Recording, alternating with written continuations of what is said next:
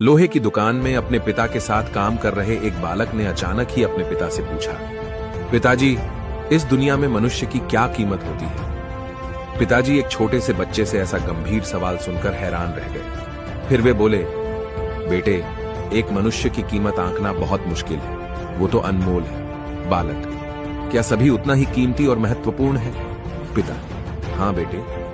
बालक कुछ समझा नहीं। उसने फिर सवाल किया, तो फिर इस दुनिया में कोई गरीब तो कोई अमीर क्यों है? किसी की कम रिस्पेक्ट तो किसी की ज्यादा क्यों होती है? सवाल सुनकर पिता कुछ देर तक शांत रहे और फिर बालक से स्टोर रूम में पड़ा एक लोहे का राड लाने को कहा। राड लाते ही पिता ने पूछा, इसकी क्या कीमत होगी? बालक, 200 रुपये।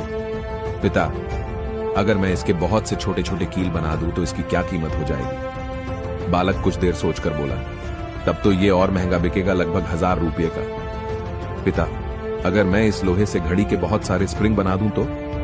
बालक कुछ देर गणना करता रहा और फिर एकदम से उत्साहित होकर बोला, तब तो इसकी कीमत बहुत ज्यादा हो जाएगी। फिर पिताजी उसे समझाते हुए बोले, ठीक इसी तरह मनुष्य की कीमत इसमें नहीं है कि अभी वो क्या है, बल्कि इसमें है कि वो अपने आप को क्या बना सकता है। बालक अपने पिता की बात समझ चुका था। निष्कर्ष, मनुष्य का कोई कीमत नहीं होता है। आप अपने आप को क्या बनाना चाहते हैं, वह आप पर निर्भर करता है।